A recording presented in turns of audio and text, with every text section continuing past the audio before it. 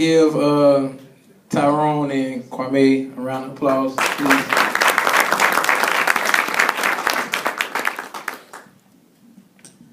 All right, everyone, my name is Juan Moore, Juanmoore, and I'm a member of Project Inspire. I'm the Human Resource Manager, and I got a text message about 20 minutes ago from one of our members, and he told me before I started this speech to acknowledge everyone that wasn't here, and all of them that are not here is due because their employment endeavors. So the person that texted me was Mr. Carl Scott, and he wanted me to acknowledge him. Daryl Ward, who's traveling from Atlanta as we speak. DeAndre, who's believe he's doing basic training or with military right now, and David Johnson. And if I missed anybody, I'm sorry, but those are the only ones that I can think of at this moment. My name is Juan Moore. I'm from Augusta, Georgia. I graduated from Georgia Southern University in May 2013 with my psychology degree, bachelor's in psychology. And now I'm attending Savannah State where I'll be graduating this May. I'm graduating in May, Dr. Anderson, right? So I just got approval. I'm graduating in May with my master's in social work. And I told Marge probably going to be a little upset where I'm about to go with this speech. But before I start this speech, I just want to let everyone know that I do not wish to make anybody who's not of color, black, aboriginal, African American, of that nature, I do not wish to make you uncomfortable with this speech. But given this platform, I feel like it was no way I can be silenced or pushed to speak in a generic manner when I know people who look just like me need help or need to hear a powerful message. So that's why I just wanted to put that out there. Plus, this brunch costs $10. And I don't know about y'all, but I don't just got $10 to just be throwing away. So my duty is to make it worth your while for the $10. Also, I just want to let you all know that it'll be very little political correctness in this speech. As y'all can see, when I mean political correctness, I mean I'm goofy. People say I'm country. And I'm just going to be transparent up here. Like, what you hear or what you see is me. It's not, I don't specialize in making words rhyme, showing the in-depth of my vocabulary, or any of that nature. It's just me, and I feel like that what makes me great at what I do. This speech will come from the mind and eyes of a 23-year-old king who wants to see the prosperity and progression of his people. So I just want to touch on, this is a male empowerment, so we're talking to men. So I want to touch on being the man and being a man. So being the man. Now when I say being the man, what comes to my mind is what I see on the movies. What Malik Wright in The Game or Stevie J on Love and Hip Hop. They got the clothes, the appearance, the fame, the money, the girls. When you walk somewhere, they be like, "Hey, how you feeling like the man when I walk through?" You know what I'm saying? That's what when I mean the man, that's what I mean by being the man. Now when I say being a man, whew, being a man, not the. They both contain three words in that phrase. But being a man, it's a big difference in being a man. That comes from people that serve their community, fathers, things that. It's many ways to describe a real man. But I just want to take time. Let's just get to man. Okay, let's break it down a little bit. I researched it and it said man, a male human, husband, and a lover. I want everybody to hold on to that a lover part. Now, real quick, everybody, if you have your devices, I want you to pull them out real quick. Real quick. Now, don't go astray and getting on Twitter and Instagram and Snapchat and everything else. I just want you to pull it out real quick. Now, go to your Safari or Google, whatever you have. I want you to type in black man definition.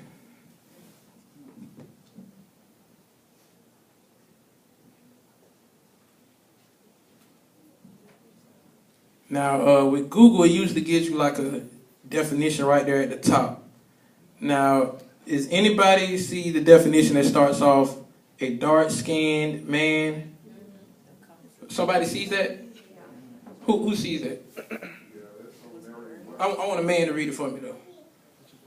Who sees it? Somebody else in the audience? Besides, okay, Mia, what, can you say it out loud?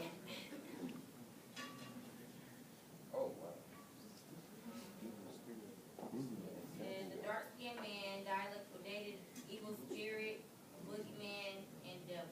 Evil spirit, boogeyman, and the devil. This threw my whole thing off that I was about to go with when I'm thinking I'm about to go get a nice, good definition and I can use it as my cheat sheet throughout this thing. I seen this, I said, wait a minute. I'm here to tell you that, of course we all know that, but I'm here to tell you that that's not you. And that's not me. No boogeyman, no devil, but that's Google. That's what, if somebody type that in at their school right now, even with all these blocks on these school websites, that's what's going to pop up. And that's what they're going to think about us. Uh-oh. That's the devil and the boogeyman right there. But I'm here to tell y'all that a black man is a king. It's a soul that's capable of conquering any adversity that's put in front of him. It's a leader of the world that we live in today. A risk taker. A force to be reckoned with. And it has many other characteristics embodying this one. But this one characteristic that I want to touch on today, that I feel like touches everything about the black man, is protector. Protector. I want everybody to remember that in mind. Protector. So I want to focus on today's the black man being a protector in today's times, and give you an insight of my mind on how we failed or how we lack at this trait. Just a reminder, I'm 23, so I know a lot of people may be like, he wasn't even born I was born in 91, so I didn't see the 80s. No, I did. But remember what I'm talking about, protector. So hold on to protector. So during slavery, one of the goals was to diminish the black union of the family. And they had many ways of doing this, but I want to talk about this one way they had of doing it. So the slave masters, slave owners, they would take the black man, the head of the household, and those who had daughters, they would take the wife and the daughter. Then they would make them choose who they want to see get raped. So I'm going to make you choose between your wife and your daughter on who you want to see me rape. Now this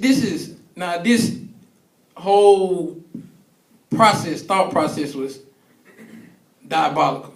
But let me just break it down. Now the black man is the protector of the household, the family. Making him choose between his wife and his daughter creates resentment in the family. It makes the women feel like, why he chose me? Why he didn't choose the other one? Now the black man has resentment to, say if he chose his wife to get selected. Now he's like, I feel like, man, he's thinking in his mind when he's sleeping with her later on, you was with this slave owner. You let this happen to you. I kind of don't even want to be with her. Now the wife and the daughter feel like, you're not our protector, you're not our father. You didn't do nothing for us. You didn't have our back. Even though during this time, this is how they feel. Now I want to fast forward to the mid 1900s. So 1960s, 70s, things of that nature. I want to fast forward. Now, personally, like I said, I wasn't born this time, but I've done research on this time, watched interviews, read, and things of that nature. In my opinion, this is my opinion, it's not a fact, but in my opinion, I feel like the black family had their strength back during this time. It was powerful. We was united. And there was a quote, I watched his speech on Malcolm X when he was addressing his people. He said, we would kill and die for our women. That's what Malcolm X said. We would kill and die for our women. And I watched many other speeches and read things of that nature. There was many other women leaders such as Angela Davis, Asada Shakur, Coretta Scott King, and many other women I can name that had the same mindset when it came to the black man. The same mindset that they would kill and die for their men. They would stand next to them no matter what happens. So I want to fast forward now to 2000. Year 2000. That's what I can remember now. Now that's my time. I was about 8 years old. This is my time now. And from what I can remember in 2000 to April 4th, 2015, the black woman still has this mindset that they would kill and die and do anything for their men. Still, to this day, black women, I guarantee you today, somewhere in this country, it's a protest, a meeting, or something going on concerning what's going on around this country, headed by a black woman concerning that black men lives matter. I guarantee you that some March for KJ was just yesterday in Atlanta. I guarantee you there's more women out there than more men. I look around today and look how the black woman supports the black man. These women over here, and these good friends right here at this table too. Y'all stand up, please. Not no spotlight, but stand up. I need y'all to stand up for my message. Y'all give them a round of applause.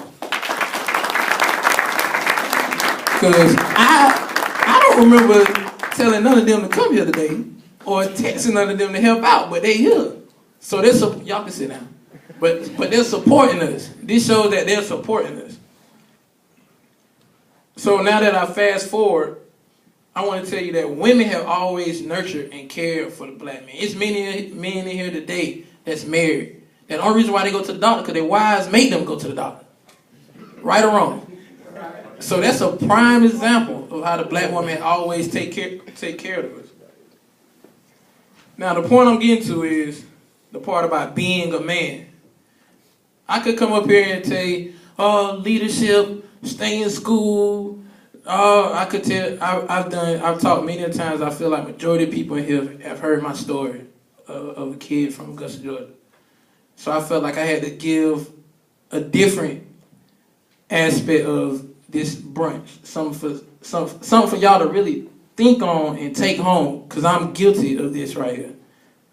So now let's just think about April 4th, 2015. Do the black man still have the same mentality of what Malcolm X stated? We would kill and die for our women. Do we still support our women like that today? Honest opinion, the majority of black men. No. Yes. No. Yes? Okay. Majority of the room says no.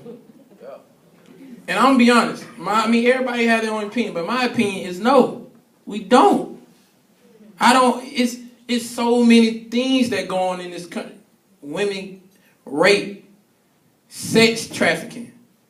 I do not see any, including myself. I started on the path of supporting, doing things for sexual assault, but I do not see any of us going to bat or for war. Like when I click on the computer and I see a woman heading a march for black men lives matter. I do not see a black man out here going for war about, if I'm correct, I say it correctly, fibroids. Is that correct? How many men here know what fibroids are? And all these men have wives. That's the only reason why they know. But I bet you every woman here that's single know what prostate cancer is.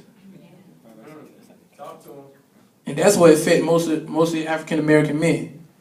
So that's the message I'm trying to get you all to see today.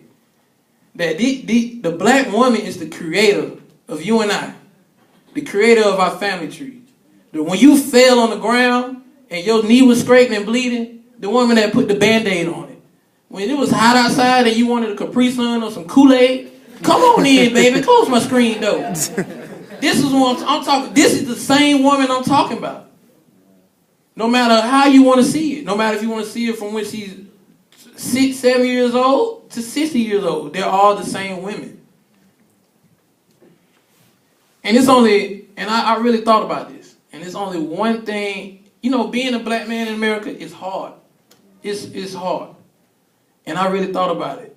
It's only one thing hard